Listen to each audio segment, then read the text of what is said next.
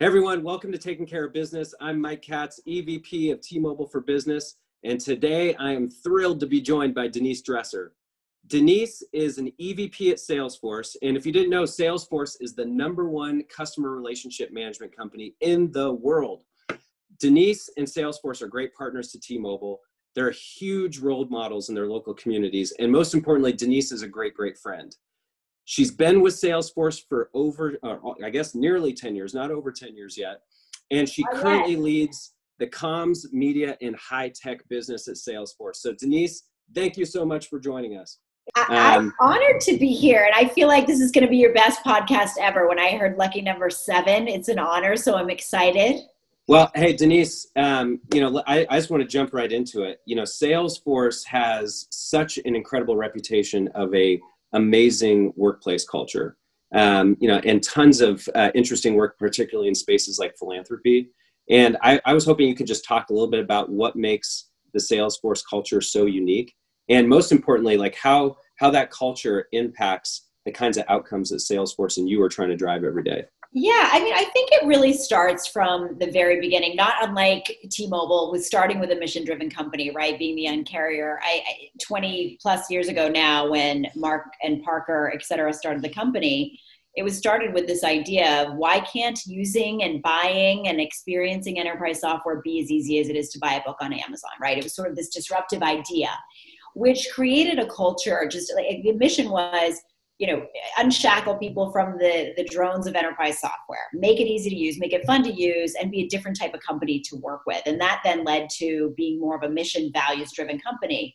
And part of the premise of starting the company was we were going to do something very different, which was creating a business that actually drove change in the world. And that was through our 1-1-1 model, which was 1% of our profit, our product, and our people's time giving back to changing the world. And it's really kind of amazing when people ask me the question to talk about like what happened with our culture, why is our culture so great?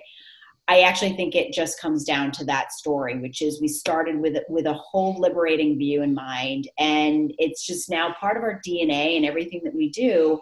And our values being trust, innovation, customer success, and equality. And that equality piece is really like the biggest mission. And you think about Salesforce becoming a platform for not just doing well, but doing good in the world, and business can be the best platform for change. And I think seeing that prove itself out over time has been, I think, entirely rewarding for employees, keeps people going during hard times, and it helps you realize and remember that you're part of something bigger, and you have an obligation. And I think that's just, it's just kind of what's made the difference. Does that make sense to you?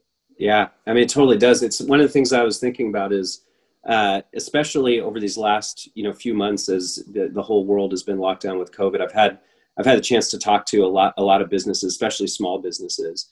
Yeah. And one of the things that I've found interesting is some of the businesses that have seemed the most resilient during what has been an incredibly difficult time have been these businesses that have a very clear mission and a very clear purpose and a very clear set of values. Yeah. And a lot of them have a very clear giving mission. And it's just interesting to me that, success and really resiliency in a really difficult time may not be mutually exclusive to these strong missions and values that companies have. Yeah. And I think, I know we'll get into some other stuff, but I think that when you're in a difficult time and you come together as a community of people for the benefit of other people, it creates bonds and strength that it's just an amazing experience. And while there's so many hard things happening right now, I do know, and I know you feel this, and I see it from all of your team, is that you're going to come out stronger. It will be a new normal. There's no doubt about it. But I mean, boy, I don't know about you, but I feel ready for that. Whatever that looks like, I feel ready for that. Yeah. When you talk to customers, how do you see customers connecting and wanting to know more about value set? And the reason I ask is I feel like customers now more than ever are choosing partnerships and relationships more on shared values than ever before. And I'm just curious on like how frequently that comes up when you're talking to customers. It's interesting. It depends on the history of the relationship with the customer. We have this concept called stakeholder capital, really. And it's about, there's more than just shareholders, they are one of our stakeholders, right? But customers, that they are a stakeholder for us and our partners in our community. And, you know, I think it's less about talking about it, honestly, Mike, as I think about it. And it's more about sort of this, sort of an unspoken respect and admiration and joint aspiration together. And I think that it's, it doesn't always come up in conversation, but I think it comes up in the way that we engage with our customers and the trust, actually, because trust is our number one value. And I think that it does create an environment where we may not always be talking about our values together in business, but we are talking about who we are as people in the world. And I think that creates trust in a partnership and a relationship. So I don't know if that's a long way to say that it's just sort of, I think our customers understand what we stand for because we're really vocal about that, and it creates deeper, meaningful relationships. And I think hopefully, in addition to making sure that they're successful, they know that we're doing good in the world, and that's what we stand for. And I think that they appreciate that. I know that they do. Yeah, I think you're right. And I think something you said, I totally agree with, which is like at the end of the day, when companies come together and form these partnerships, it's really just groups of people at two different companies. And I think that's... Yeah. I think about even you and I the other day, just having a conversation about, like the incredible work that you're doing with 10 million. I'm sorry, Tara, I'm going to get it wrong. Project 10 million. Yeah. You're going to have to edit me. Okay. But the incredible work that you're doing with Project 10 million, like you and I were having a completely different conversation for 45 minutes. And then at the end, something that's truly passionate for you came out, and I was talking about our work, right? And about our work.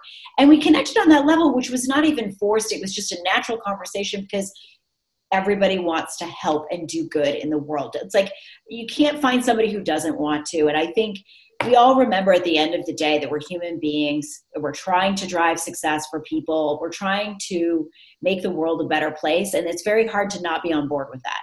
Yeah.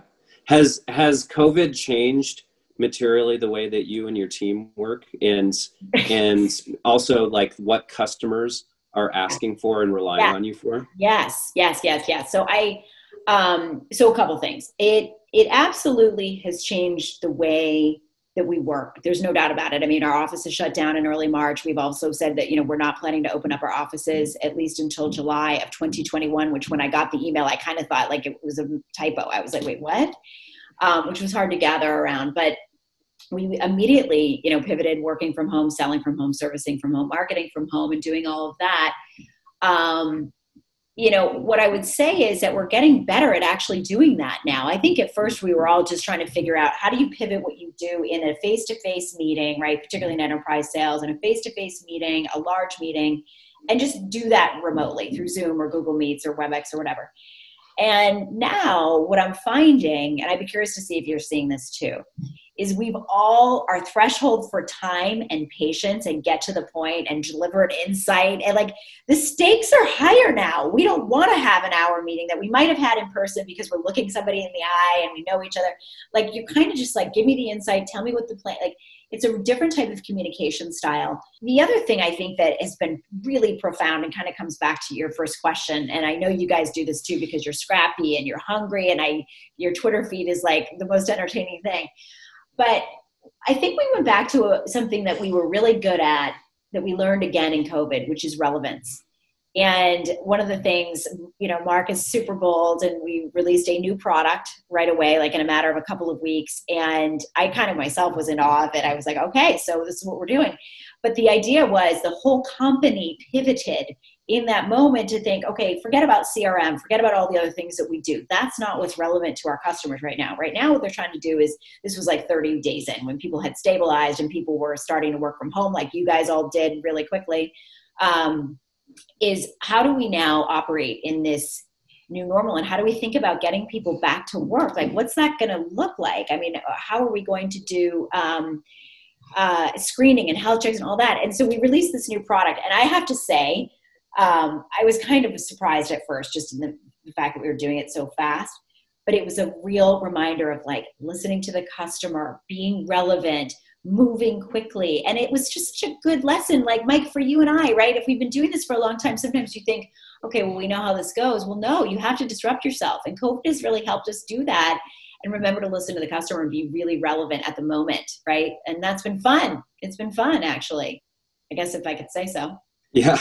Yeah, it is. It's funny when you were saying that, I was laughing to myself because, my kids just went back to school. Half of them are 100% virtual, and they were complaining because their day now is, back-to-back classes, like moving from video call to video call. Yeah.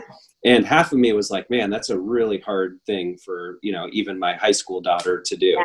The other half of me is like, hey, like, get used to it, kid. That's like what my entire life is now. Right, I know.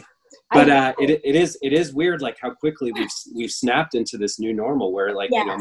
My day is, one of the most exciting things in my day is if I realize that I've got like 4 video calls on WebEx, and then my next one's on Zoom, and I'm like, wow, at least I get to use another platform today. I know. Like I go to this local Phil's Coffee, yay Phil's here, and I tell them, and I'm not joking, when I see them at 6:30 in the morning, I'm like, this is the highlight of my day. Like, I'm outside, I'm seeing you, I'm getting coffee.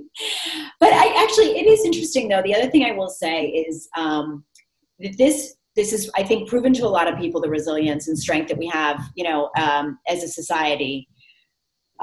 Listening to the customer and being relevant, also, but the importance of mental health. And I would just say that we as leaders have had to do, we've started quite a few series in the company around mindfulness. And I know this is something that's big for you guys, but being more open and leaning into the fact that this is mentally straining. You mentioned your kids and we laugh, but it's true, actually. Just staring at a computer like that is the ultimate test. And we have to lead, we have to communicate, and really check ourselves, I think, in different ways, and be mindful of the taxing that it has on us while we're all trying to take care of our families. So, I think it's also, I think brought mental health to the forefront and not so much something that people are shying away from. So I think that's one of the other, maybe unintended consequences, or not consequence, but, benefits that hopefully we'll be better about this as a society and supporting people. I hope so, because it really feels like something that deserves a spotlight conversation to be shined on. And you're exactly right, because like just COVID by itself is challenging, but when you layer on, kids in virtual school and how disruptive that can be to families, everything that's been happening in the country over the last few months, and with big conversations about race and racial inequities, and it's there's some stressful times, and I hope you're right that if there is something that's good come out of this, that it shines spotlights on topics that have been kind of taboo to talk about. Yeah, and I think when you think about that, we have been navigating all of these these mini crises inside of a crisis remotely. It's pretty amazing. I mean, I just can't even imagine what it's going to be like to read the book on what has happened and what we've all been through. And, and some have had it much worse off. I don't mean to, I'm here in a house and I have food over, roof over my head and all that. I just think it's just been a really, really profound time that we are all going to be better for in the end. And I mean, what is it going to be like when we all go back to an office? I can't even imagine that. Like, do you watch movies and you see people in offices and you're like, oh my, are people hugging each other and talk? And it just looks so foreign. Like, you're like, wow, that's weird. What are you doing? Yeah. But I mean, by the way, kudos to you guys, by the way. I just want to say, for keeping kids connected in schools and making sure that they can still get an education during this time. I mean, like, it's a huge, huge deal. And many schools are not going to go back for a long time. And so thank you to you guys for helping with that. Yeah. And just like you talked about a national discussion around mental health being a positive unintended outcome of COVID. I really hope that another one is a meaningful, much more rapid close of the digital divide. Because there's a digital divide that existed pre-COVID. Yeah. And our society, so much of commerce and education, everything else was done digitally. That right. if you didn't have access, you were already behind. And I am hopeful that the work that's been doing to connect kids is like going to take us way further than we would have gone otherwise. Look at me, I'm like chomping at the bit to say this to you. Like, I am so, first of all, glad that you brought this up, because I feel like all the things that, and especially like you and I, right? We work with very large enterprises, and it is hard to transform. I'm not saying that it isn't, but it is amazing what you have to do when you're forced to, and you have no other alternative, right? And I think it's been so inspiring to see how medicine has changed. Like, why do you really have to go to a doctor's office again? Do you really? Like, you can rethink that. And what would it be like if you could actually do some part-time remote schooling, or you can look at additional lessons remotely, or, you know, as working parents, and I think this gets into the diversity, right? I think you can tap into a whole different level of talent and diversity when you don't have to be hiring for somebody to physically come into the office. And I think all of these new channels and ways of living that have made life hard yet faster and easier are really going to be the future. And I think it's super exciting and inspiring, especially the medicine one, man. That's so cool. I totally agree. And then you like take it a step further and you think about, you know, in a world where telecommuting or telepresence is kind of more widely accepted across whether it's education or work or medicine. Like, what are all the other unintended benefits of that? Like, you don't have to jump into a car and, like, you know, send pollutants into the air, or, you know, risk being in an accident. I mean, people dying in car accidents still a leading cause of death. I think about, like, you and I, like, I know both of us spend tons and tons of times on airplane right now. And, you know, I don't know what that's going to look like when we get through COVID. I feel like I can actually meet with more customers and have pretty good interactions with customers through platforms like this, and maybe I don't have to be on an airplane as often. So it's gonna be really interesting. It's a total, like, I mean, I think it's a revolution. I mean, I don't think that I take that word lightly, but I think it's a total revolution. I think we're rethinking everything. And the good news is, I mean, I've you know, incredible kudos to everybody in medicine who's looking for a vaccination, and I feel confident that, you know, we will get there. We will all get through this. I think what we're thinking and what I'm thinking about is, you know, the lessons learned and the potential for the future to be even better because of what we've had to go through and what we've forced ourselves to do. It's incredible. So there's a lot to be excited about. Obviously, you know, a lot to get through still, but it's exciting. Yeah. Well, hey, I did want to ask you, you know, in your 10 years with Salesforce, the company has changed pretty dramatically. Yeah. Right. I mean, when, you know, 10 years ago, Salesforce was the scrappy underdog, certainly not the incumbent, you know, and then you look at where Salesforce. We had 3 products, including Chatter, maybe 4 products. I mean, it was for 4,500 employees. Yeah. Yeah. Well, and then you just look at where you are today, like, you know, obviously the leader in your space and, you know, one of the biggest companies in the country, if not the world. I mean, it's just an amazing 10-year journey. You should remind people that you've been there all 10 years. I mean, I think there's probably a really strong correlation there, but, you know, I'm just really interested, like, well, I'll help you remind people.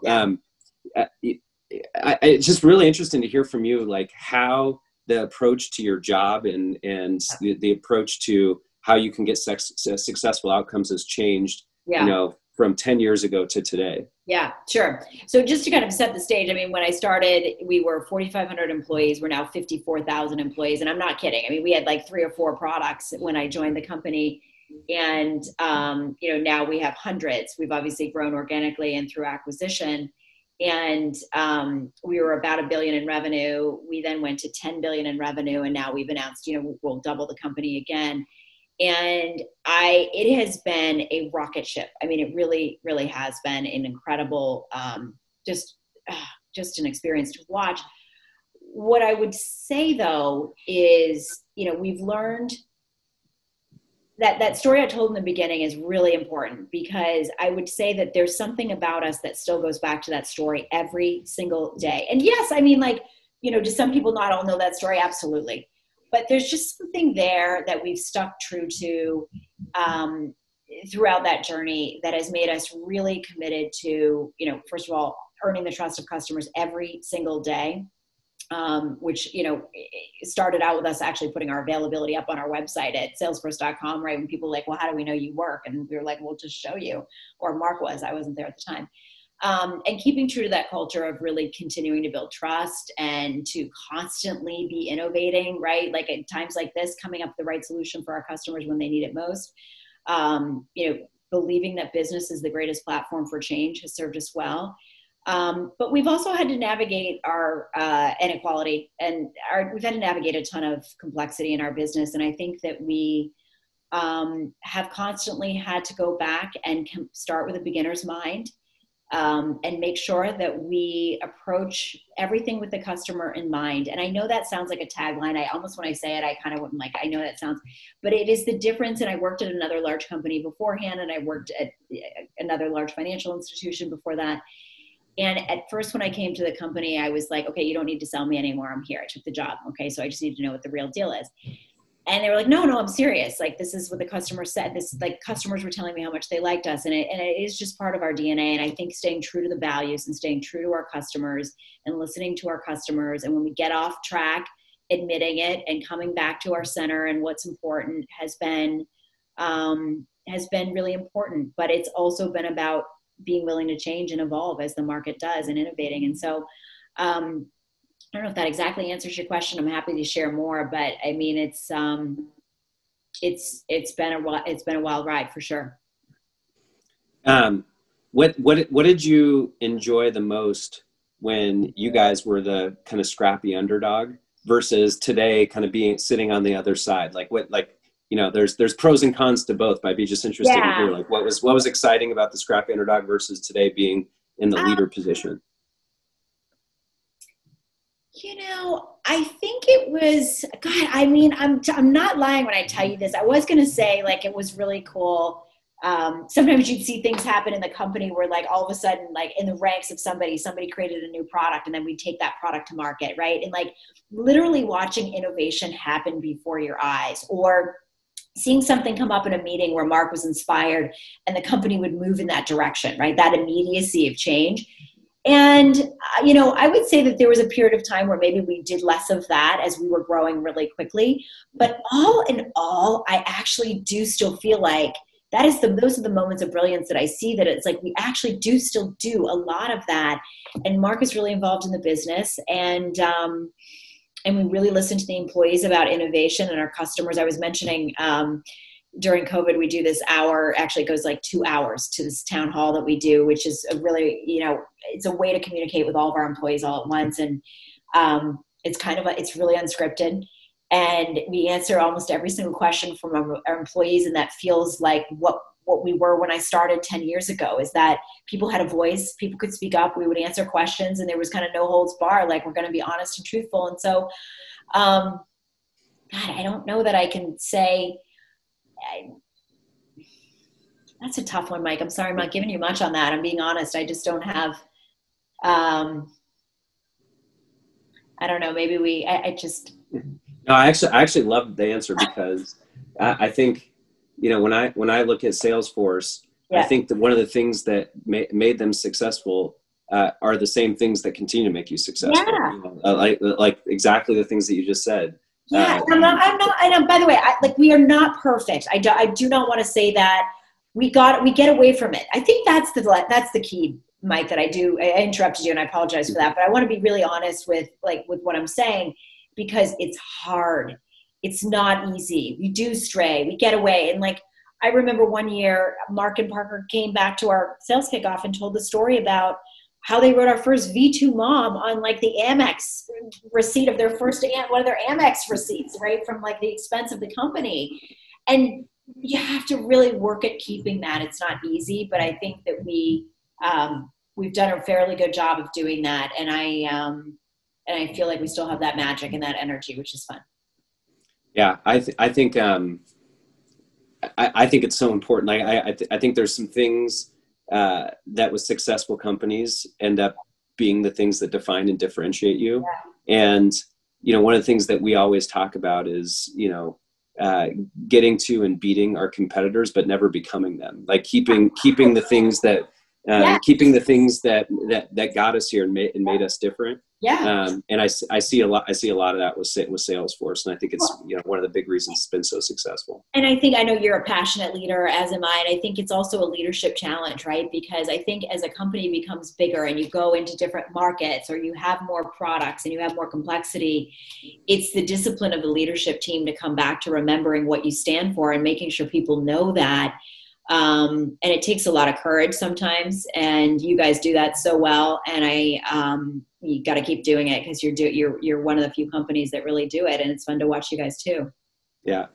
Well, alongside this amazing company trajectory, you personally have had an amazing career trajectory. Yeah. And I'd love to hear a little bit about how this career trajectory progression has been for you over the last 10 years, and maybe like a couple specific things that you can point out that you feel like were key to help you go from where you were to where you are today. Yeah, no, I mean, I always tell people everything you need to know about me starts with this. I was raised as a scrappy, lower income, young girl from Boston. And if anybody who's a Yankee fan knows how the Red Sox fans are, it's like you constantly have a chip on your shoulder. You have something to prove, right? And also I actually grew up with a brother who was severely mentally disabled. And so, it's a huge passion and cause for me, but I bring that up to just say, I think I started out my life, and it's been kind of the secret to success, whether it was 10 years at Salesforce or otherwise, was just kind of starting out with some grit, out of necessity and having to be a leader at a young age. And so I think I brought those values. Salesforce is not a company, to rest at. It is the pace. When I interview people, I say, I know it looks like we're wildly successful, and I know it seems like it's really easy. I'm going to tell you, you're never going to work harder than you work at Salesforce. We earn every dollar. We work really hard. And I think coming in, starting out with that right mindset was the first kind of key to my success, was understanding that that's what Salesforce is about, because we work really hard and being willing to do it. And then I'm going to tell you something else that I hope for any women who are listening, this is helpful, but it's also a moment of kind of seems naive now and somewhat being vulnerable. But because I had that upbringing of get the job, make the money, provide for yourself, be independent, be a leader, I never really thought about, I'm a female in the room. I just didn't. But I just felt do your job and put your head down and deliver the results, and then good things will happen. And then what I realized is when I actually wanted to be considered for more senior roles, talking second line and above, it became a lot harder. It was not just about that. It became that, wow, you aren't in the room and don't have all the right relationships, or you maybe didn't get the opportunity to show what you were capable of doing earlier. And it was a huge wake-up call for me, because I didn't get a promotion. And I think it was one of the best things that happened to me. And that's why I tell this story, is that at some point in time, you all realize, and this is a big problem we have right now with diversity, is we absolutely have women joining the workforce. Women particularly, are not staying in the workforce for various reasons. And so I share my story because that was a defining moment for me when I did not get a promotion, and I looked around and I looked at what I had done to date, and I thought, well, I've done everything right. But I hadn't been in the room all the time, and I hadn't advocated for myself, and I hadn't asked for other people's help along the way. I just was sort of back to my narrative. I was this scrappy girl, and I was just going to deliver the results and do the job. And I think it's a real important lesson for women and for all of us to remember, the stat is there that women are leaving, and we have plenty of women in the workforce, not in CEO roles. And we have to remember that we've got to advocate for ourselves, be really bold, be willing to ask for what you want.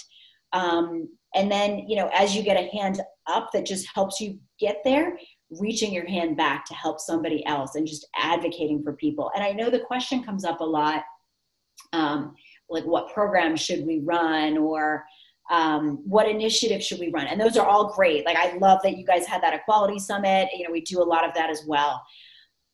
Sometimes it's just everyday leadership, right? Looking around the table as a leader and thinking about, is this a diverse table? Does this table represent our community? Or is this a diverse Zoom? Do we have the right level of representation? And what can I do to create opportunity for somebody who isn't necessarily aware that they need to ask for it yet, but needs to be at the table?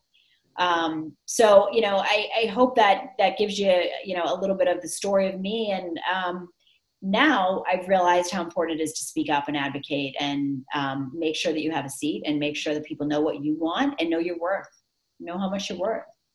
When you kind of had that that self-realization, Yeah. was there, and you don't have to like name names or anything, Yeah. but was there a person or people that that you kind of that you did the reach out to that like helped either be a mentor or give advice, or what, like when you had the realization, like what were kind of some of the next steps that you actually took? Well, it's so, I realized it, and then I was like, oh my gosh, all I need to do is just, like raise my hand a little bit more to let people know what I really wanted out of my career, right? That's the other thing. I had never really asked for a promotion ever. I had just assumed that, like, if you're up for promotion and you're the top performer, you're going to get it. Really advocating. And also I build my own narrative.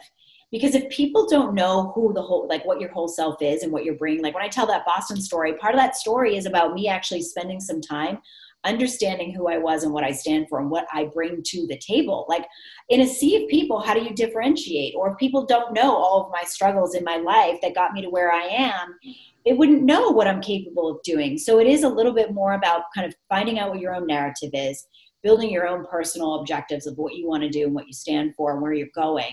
And then like communicating that out to people. And then it was like the minute I started doing that, Mike, and I know it sounds so simple, but this is why I tell that story, is that it doesn't take a lot. I think some people are like, oh my God, I got to join this committee and I got to do this and I got to do that. Just start with really, really understanding what your personal narrative is, what your values are, what are you really good at, what do you stand for, what do you care about, what do you want to do, and then tell people about that and know that you can do it. And then ask for help like I did. I mean, I certainly absolutely reached out to key executives in the company and just used my platform to tell people that more. And I hadn't done that before. In this whole effort, both for racial equality and supporting our Black colleagues and being really vocal about that, it's just thinking a little bit more about what are the small steps that you can do to help people while they're helping themselves, because they are.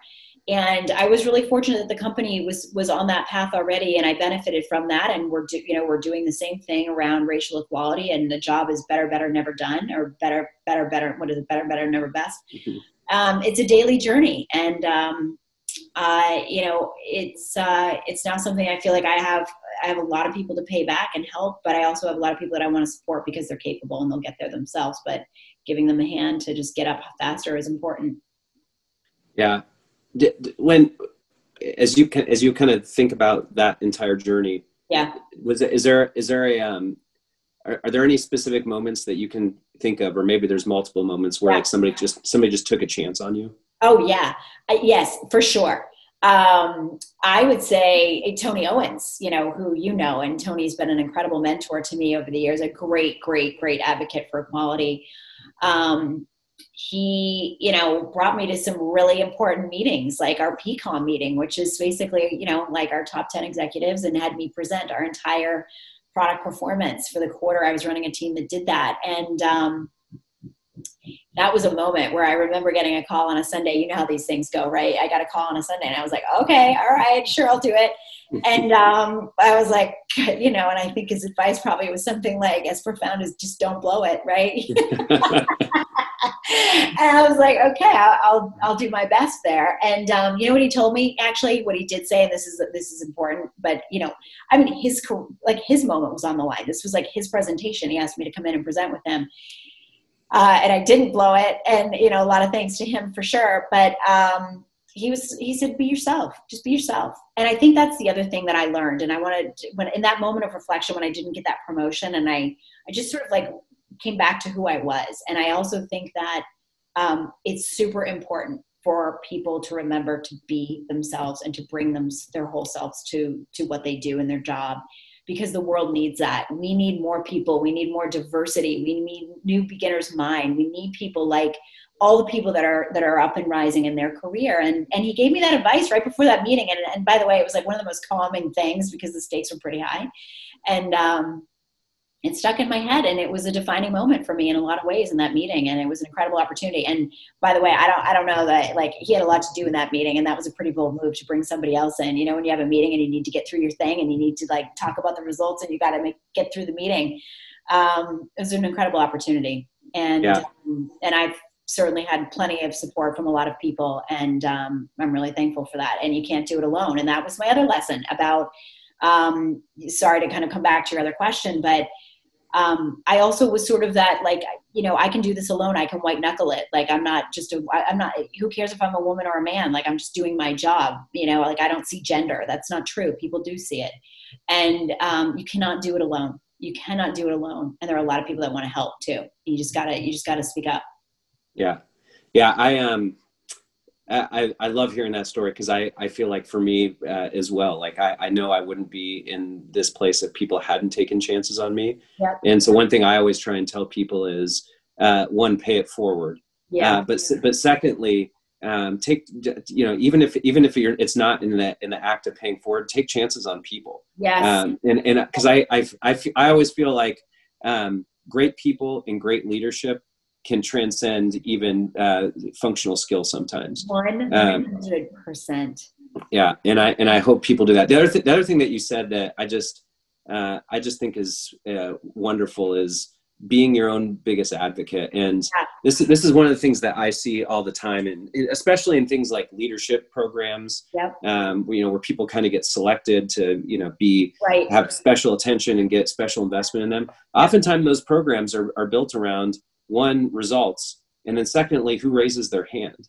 Right. And and that true. you can, and you could argue that there's a bias in those, which I think sometimes there is, but I think the number one thing that people can do is, like, really take your career into your own hands. Make sure you raise your hand. Don't get wait to be tapped on the shoulder. No, but also, that's what I was doing. 100%. Right. Yeah. But I also think for people that are developing those kind of programs, you have to remember that there are people that, for whatever reason, fear of rejection, their own life circumstances, may not be hand raisers. And sometimes you do have to try and do some tapping on the shoulder. You do. I think it's a two-way street. I think you're absolutely right. I think you have to, you as a leader, right, as senior leaders in a company, have to look for people and give people an opportunity. And that's kind of goes back to, like, we talk a lot about summits and equality and everything. All of those things are great, but there are just little things that anybody who's listening to this podcast and people who know you, right, and can do. It's like the next meeting you have, who's not in the room that could be in the room? Who has a different perspective that you might want to invite for one time? Who knows? Maybe you'll have them stay all week, like what happened to me with that meeting. Who can you just give that one opportunity to? And it pays back in so many dividends from different perspective, people feeling confident. And, there's so much in life is just about asking for what you want. So on the other side, it's also about raising your hand and showing up. And I don't know, I think that's the magic of leadership too, is that you have those moments where you can, help push somebody on the direction they were already going to go. You just help them get there faster and create a better environment and make the world a better place while you're doing it. Yeah. Well, hey, Denise, I just want to thank you so much for taking the time to join us today. It's been so incredible to watch what Salesforce has done over these last 10 years and especially the last several years under yours and others' leadership. And it's been amazing to hear your story, and it's frankly inspiring to hear your story. I'm the dad of 2 daughters, and yes. It's always amazing for me to be able to use people like you as a demonstration that they can do whatever they want. And I'm so happy to see these examples where girls can do whatever they want, and they can shoot for whatever they want. So thank you for taking the time to share your story. And pleasure. It's always a pleasure to be with you. I love it. And thank you for doing this podcast, and thank you for everything that you're doing to change the world. You're doing a great job, and thank you for connecting students and all the good work that you guys are doing. I love it. Yeah. Well, thank you so much, Denise. Thanks almost for your friendship. I really appreciate it. And for those of you listening, please don't forget to come back for our next episode of Taking Care of Business. And I hope you have a great day.